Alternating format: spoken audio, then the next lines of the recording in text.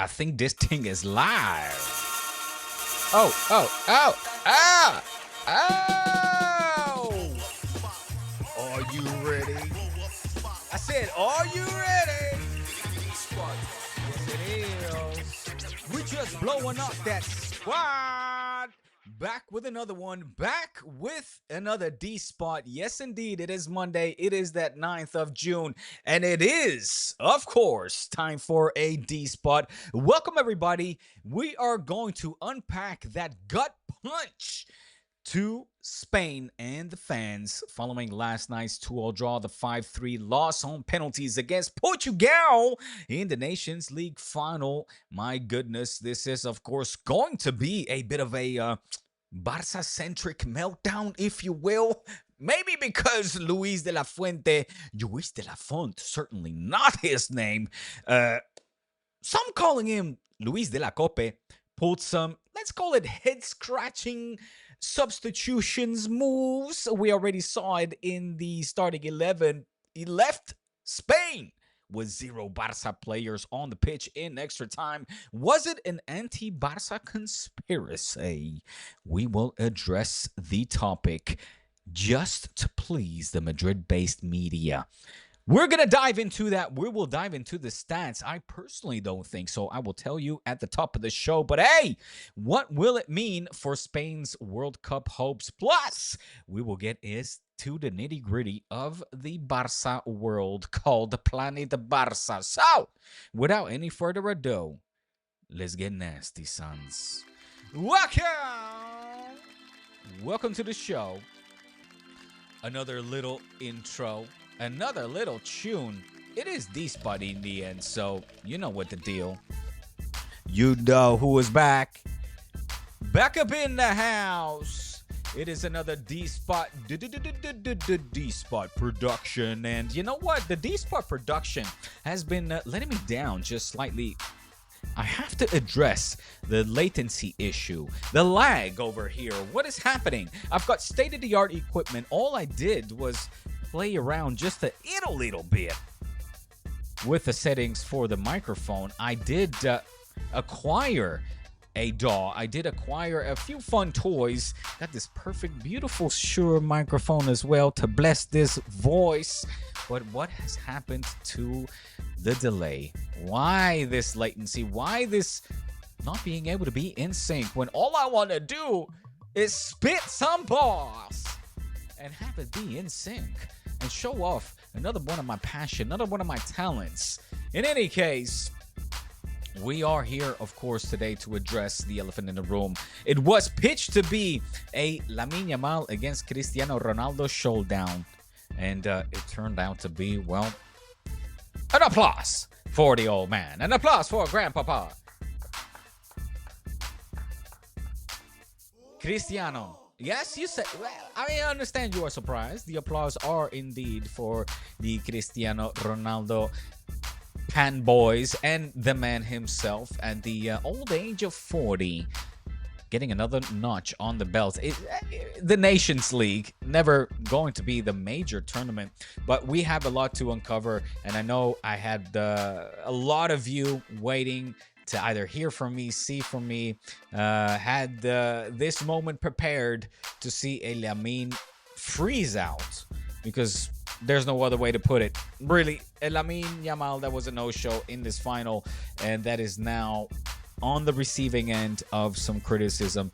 We're going to get into that. Nuno Mendes, my God, that is a name I absolutely wanted to mention here. What a game he had. Is he potentially a Lamine stopper, shot blocker? Is he nullified him on the day? I mean, Nuno Mendes, I think he got the MVP. I was just checking on that. Here it is. Did he? Yeah, he did. Named? No.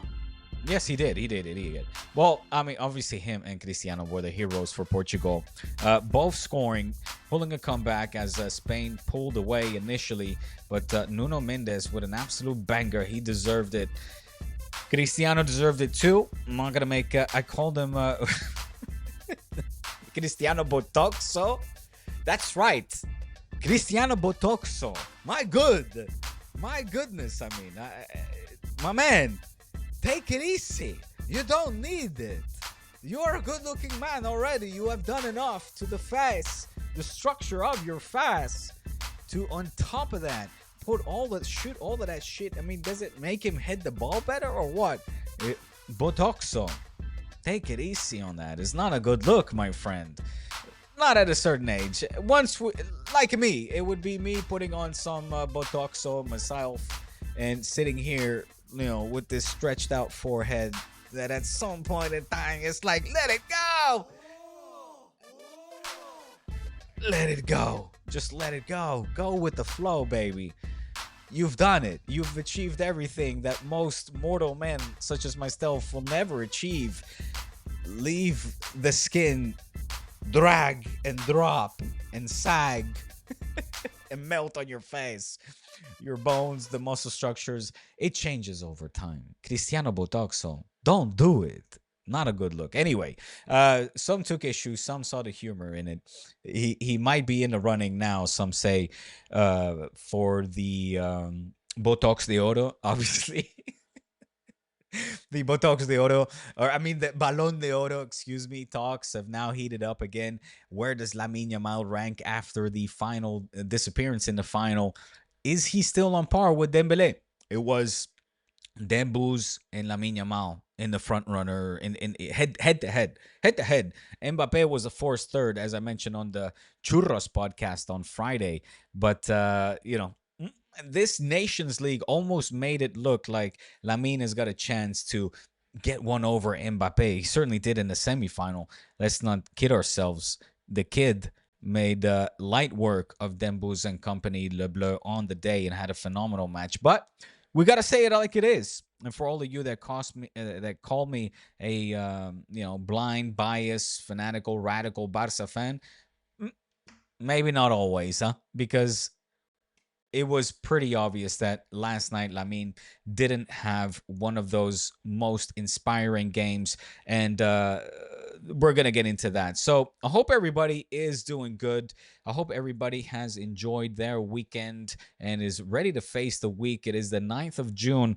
We are nearing the summer months. It is already very hot here in Barcelona, and maybe that is a reason for the lag. I'm trying to figure out why this lag is happening. It's very annoying.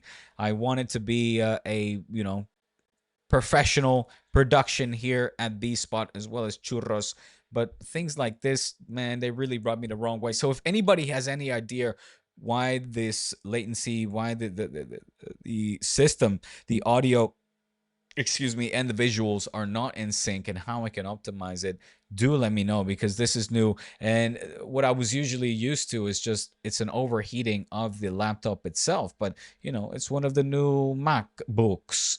This shouldn't be happening. In fact, one of the reasons why I acquired the new equipment was to precisely avoid these kind of issues. I've got a fan blasting it, trying to make sure it doesn't get too hot. We do live in an attic, so maybe that has something to do with it. Anyway, I don't want to bore you with the technical issues.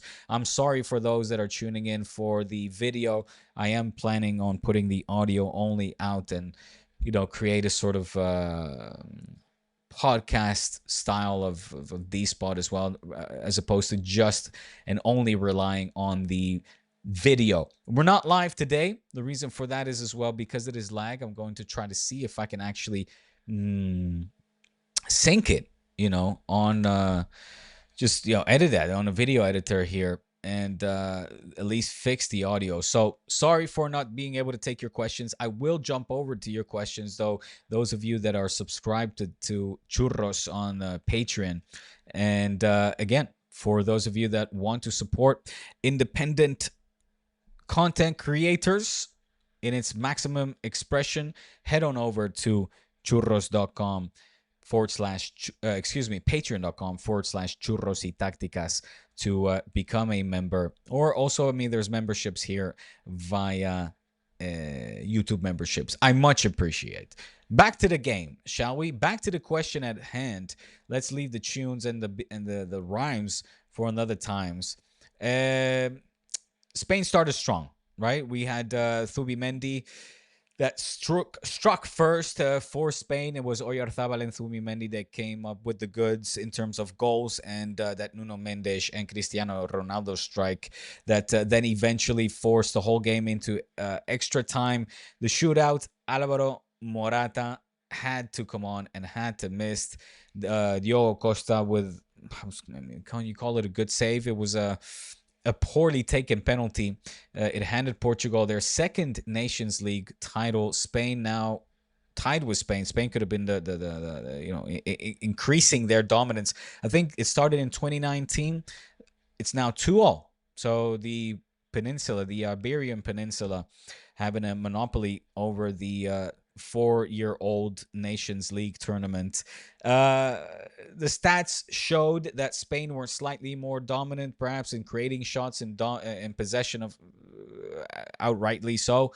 Not that you can expect Spain not to have the possession against this Portugal side. I thought we were favorites. I thought we were in for a final that was really going to cement Spain's dominance over European football in lead up to the World Cup as well. And a lot of people have now put that in question as well. It's kind of like, how does this Spain side look ahead of the 2026 World Cup? I think it's a valid question. I think we're going to get into it as well, because those that I hold even dear, that said Spain was a well-coached team, even the best coached team, I think have now been put, have been shown aside, that at the very least, clearly contradicts their opinion, their take, their conclusion as to why Spain has been so successful. No Barça players were left on the pitch. There's a lot of fanfare, spectacle surrounding the reasons why. There is clearly been a lot of pressure from the nation's capital to make this Spain side less Barça heavy after, it's not the first time, after so many years of prominent Barça players being the protagonists, and I'm using my words lightly here, of La Roja, of this Spain team, of Tiki Taka, leading them to success, back to back to back success, historic success in the Euro Cups, in the World Cup, and in the Euro Cup once again, just recently. Now, the Nations League was almost seen as a definite triumph trophy that Spain was going to bag, and Lamine Yamal was going to be the standout superstar to do so, and in a figuratively symbolic way, retire Cristiano Ronaldo. That was how this Nations League final clash was billed as. I get it. I talked about it before. Whether it's Lamine against Mbappe, Lamine against, in this case, Cristiano, or Lamine against whoever he will face in next season, in the upcoming future, he is the poster boy, the star boy for both Barça and España. Portugal yesterday fought back. I thought Nuno Mendes looked, he's quality. He's quality. I think we also need to recognize that Dean Hauser was the cause for Spain to then allow Cristiano Ronaldo to score Portugal's second. He allowed that, or he wasn't, he didn't put the offside trap, right? He allowed him to be on side. It was an offside error for the Dutch Spanishman. And extra time came down to shootout. At that point, all three of Spain's best players, most prolific, offensively prolific players in the build-up, in the finishing, I'm talking about Pedri, I'm talking about Lamine Yamal, and of course Nico Williams as well, had all been taken out. Instead, it was Morata who would come on, Pino, I think it was, and Isco. And although I'm not really gonna hold anything against Isco. I thought he brought some spark. I think, and that's a whole nother debate that I want to get into. Is Luis de la Fuente playing Pedri in the right position, more offensive, closer to the 18-yard box, or in that position that Hansi Flick has really brought the best out of the Canary, the man from the Canarias, in a deeper role where he brings the ball up. He's more involved in the build-up. I think that is something that a lot are holding against Luis de la Fuente. I don't think that necessarily he needs to be sacked, but I do question why de la Fuente chose to leave on the bench names like Dani Olmo, Fermin Lopez. Why, to the life of me, he didn't even call up an Alejandro Balde. I know that I often sit here and am critical and ask about, or put into question rather, the unnecessary minutes that a Pedri, that a Gavi also, of course, and a Fermin Lopez have played for Spain, mainly in those unnecessary, quote unquote, unnecessary friendly matches, group matches, build up matches towards the grand finale in this case, and then not use any of them. Cubarsí, for crying out loud. Pau Cubarsí. You know what I mean? Alejandro Balde, Dani Olmo. I mean, the champions of the best or second best league in the world, the champions of the Copa del Rey, the champions of the Supercopa, the team that has played the most exciting, best offensive football in Europe, have all not contributed to Spain's failure in this final. And I say that despite highlighting and noting that a Lamine Yamal and the Pedri as well were clearly not in their best. In Pedri's case, I agree with many of the criticism that is and the questions that is have been posed towards Luis de la Fuente. Why are you forcing this man in a different position? We saw a lot of images of Pedri, and I can't pull them up because of copyright, but being quite publicly disgruntled with,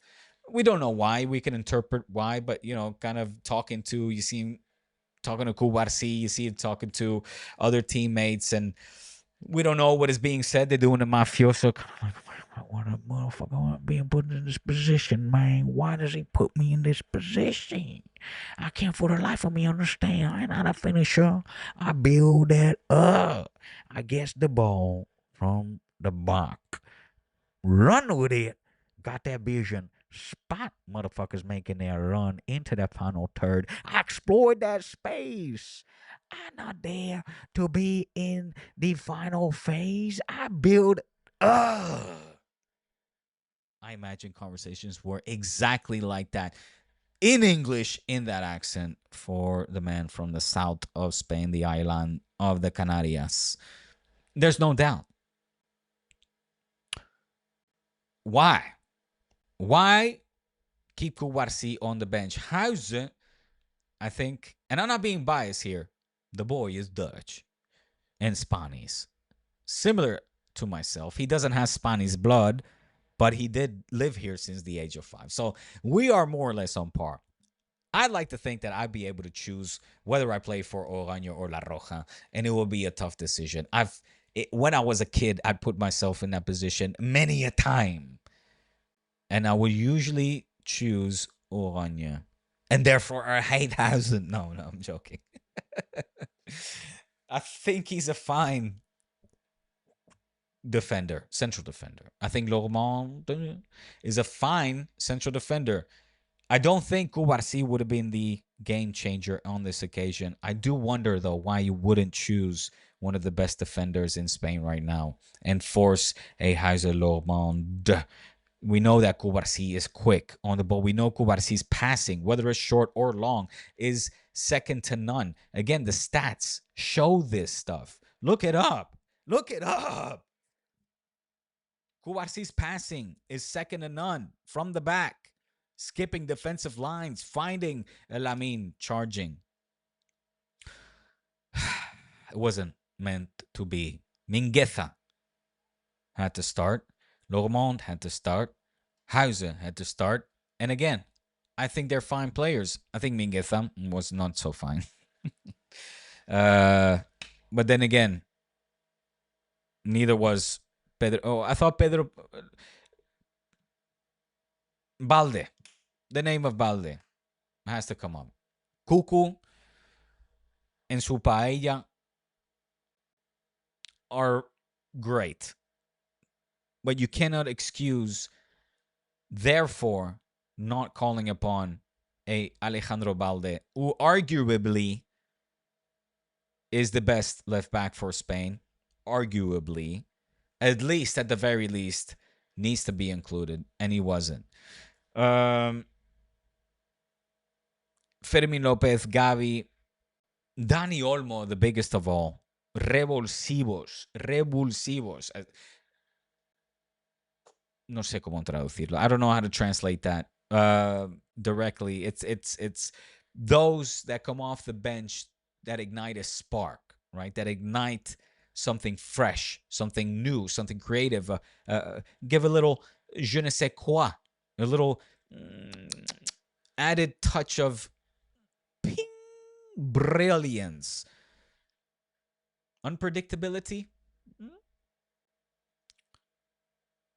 The man let all that and then some sit on the bench while he took off the best players that Spain have. With all respects to Oyarzabal, with all respects to, I mean, why wasn't Mikel Merino coming in? Why wasn't, why Morata? I get it's easier said in hindsight. It is 2020 in the end, not the year, but the hindsight. Morata has missed something like 7 penalties of the 20 something he has taken. Yikes! Why? You got to bring him in. Here, some are speculating that it was due to a docuseries, a Netflix documentary or docuseries, I don't know yet, that he has coming out. The Spain captain, who has been barely and barely been getting playing time for Galatasaray, has got a penalty track record, 7 of 8 missed penalties. The man puts him on. I find that quite questionable, if I'm being soft, appalling, if I'm being harsh.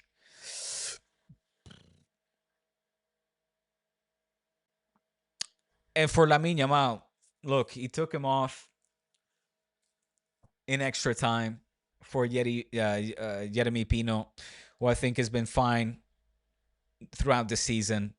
I don't know if you want to take a Lamine Yamal off, despite the fact that, as I said at the top of the show, it wasn't his game. It wasn't his game. But are you going to improve it with a Pino? I just don't think so. And that is despite the fact that he had lost an incredible amount of one-to-one possessions. Trying to look at the stat I had it up earlier. Lamine Yamal, 3 shots, 2 on target. They were not really dangerous. 1 key pass, 1 big chance created for Thubimendi that led in a goal, as a matter of fact. So that was goal. 21 ball losses, absurdly so. And surprisingly so. 7 of 17 duels won. 0 from 5 crosses completed. Not a good game for the 17-year-old that now is under the scrutiny to lose the Balón de Oro. And I think, like I said, in passing at the beginning, at the top of the show, it was between Dembele and Lamine Yamal. This Nations League was setting up Lamine Yamal to be a more logical option. I say logical despite the fact that we lost out on the Champions League while Dembele won that for QSG. But you look at the numbers this season, Lamine Yamal beats him on all front, on individual numbers. The only one where Dembele has one up over the teenage superstar is having won the Champions League. this Nations League, with the Club World Cup still coming, of course, another chance where Ousmane Dembele can have that bragging rights of course, winning, potentially winning or participating in that, as well as having a standout tournament individually, goals, assists. That will all add on. It adds on recency bias, and I'm okay with that. I'm really okay with that because I don't think the Nations League is an important trophy. I think if you want to put it, the collective objectives in order, it's Champions League, domestic league. I think obviously LaLiga weighs far heavier than the Farmers League, Liga. The domestic cup, again there, Copa del Rey outshines Le Coupe. Le Cup? Mm-hmm. Champions League won by QSG, finally after spending 162 billion over the course of the last 2+ decades or so. And individually, Lamine takes the cake. So these are all add-ons. The Super Cup, Spanish Super Cup is an add-on for Lamine. Individual stats is an add-on. The Nations League would have been an add-on. And the Club World Cup, I think, ranks underneath the Nations League, given the fact that the Nations League right now has a little bit more pedigree, slightly, not 2019 again, I think, or 18. I think it's 19. Yeah, it is because it's no, is it? Yeah, I think it's 2019. Club World Cup, we will see where it will rank and how good he will do or not. But this was a missed opportunity because he has set the bar so high, Lamine Yamal. He set the bar so high that in a final where he doesn't show up, he will get the criticism that any superstar will receive after failing to win a final.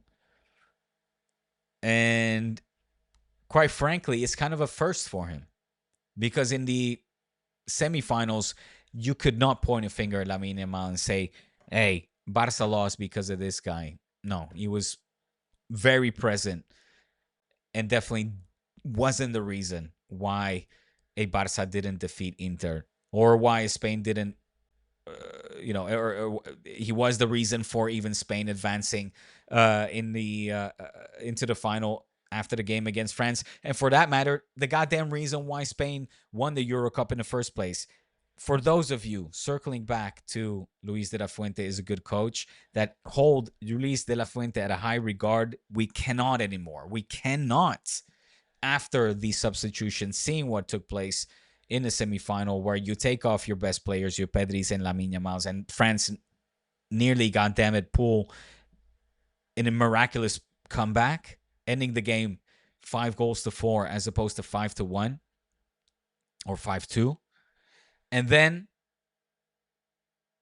now again, against Portugal, you take off maybe not your best players on the day, but certainly you don't bring on the revulsivos, those kind of players that could make an impact and make a difference. You leave all the Barça players, the best players, the most informed players all season on the bench. Why not a Dani Olmo? Why not a Fermin Lopez? I get why some think that Luis de la Fuente is pandering to the critical voices from the nation's capital that are trying to demerit the Barça narrative that is an evident and obvious one for the success of the Spanish national side, and try to also capture the hearts and minds of those Spanish fans that, as I mentioned in the last video on patreon.com/churros y that rather support a France, a Germany, or in this case, a Portugal in the Nations League final. Let me know your thoughts. Those are mine. I'm going to leave it here. I would love to know your thoughts. I would love to know your impressions. I would love to know your feedback as to how to fix this goddamn latency and sound delay with regards to the image. I don't know why it is happening. but I don't want it to be like this because it means that I cannot go live, or at least I don't want to go live because of this delay. It's not good. I can't play my music. I can't freestyle. I can't, you know, give the show the senses, the look, touch, feel, and sound that I wanted to, and that bothers me greatly. With that being said, that is the ends of the show, and we are going to bids farewell. Como Dios manda. All right? Like God demands. With the tunes, it has been a great one. I was looking for that. I was trying to stretch out that intro for as long as possible. Well, with the tunes, we are going to bid farewell. Make sure that you join us tomorrow. Boom, to boom, to boom. I will be back tomorrow with another live, and I will do so with the buddy, with the homie Kian Sobani, who I know cannot wait to exchange words with me. I am sure that he has talked about the Hausen performance. Although good, although a very good signing for Real Madrid, definitely allowed Portugal to get back in the game, allow Cristiano Ronaldo to capture the headlines and win that second Nations League for his beloved Portugal. The 40-year-old who was very elegant in the pre-game press conference and post-match as well, allowing, or begging rather, the media, asking the media to not be too demanding and not too harsh neither on the young boy called Lamine Yamal, and give him time to develop his football. Let me share my screen real quick in these final minutes here, because I nearly forgot. I did want to mention this. One of our patrons asked or mentioned the fact that, hey, he said, well, why couldn't you appreciate Vinny last season? Instead, you're calling him provocative. My friend, Vinny was provocative. Thaps. He was a provocative, and that is what cost him the Balón de Oro. It's because people didn't like his attitude. But Ruben Valderrama saying, FYI, Lewandowski and Mbappe had the same amount of penalties this season in all competitions. So I actually missed this, but what I was alluding to was LaLiga, though, and I just wanted to highlight that I wasn't making it up when I said that in LaLiga, the Frenchman has enjoyed a plethora of penalty shots, 7 in comparison to the 3 for Lewandowski, and that has really won him the Pichichi title. In all competitions, it was a very close call. In the La Liga, I think he won by 4. You see, 27 goals for Lewandowski to the 31. In all competitions, 52 games for Lewandowski, 56 for Mbappe, 43 goals to the 42 for Lewandowski, 5 assists for Mbappe in all competitions. And yes, penalties is 8-7. So Mbappe in all competitions has had 8 penalties compared to the 7 for Lewandowski in all competitions. But the point I was referring to was La Liga. 1, 2, 3, 4, 5, 6, 7 compared to the 3 for Lewandowski in La Liga. So thank you, Valderrama, for pointing that out. But yeah, my point was referring to esto, the La Liga Pichichi race. In any case, love you. Thank you all for supporting. I don't ever say this, but drop a freaking like. I need to start doing this a whole lot more aggressively and strategically. Drop a like to this video to make sure that the YouTube algorithm knows that, hey, you're enjoying this content and maybe somebody else would as well. As you know, I do tend to go on in these monologues without mentioning that, but I do also pretend to make this channel grow and make this my livelihood. I'm in the midst of it. I stepped away from my beloved Barça on a full-time basis just to dedicate more time to express myself freely, and for that I do need your help. So your help is appreciated by exactly that, just dropping a like. Please recommend a friend or two. We're going to see you tomorrow with the Kian Sobani for churros. And set a reminder, the notifications, you'll always be notified. Set it, hit it, subscribe, notifications, like, share. We'll see you tomorrow. Bye-bye. Thank you.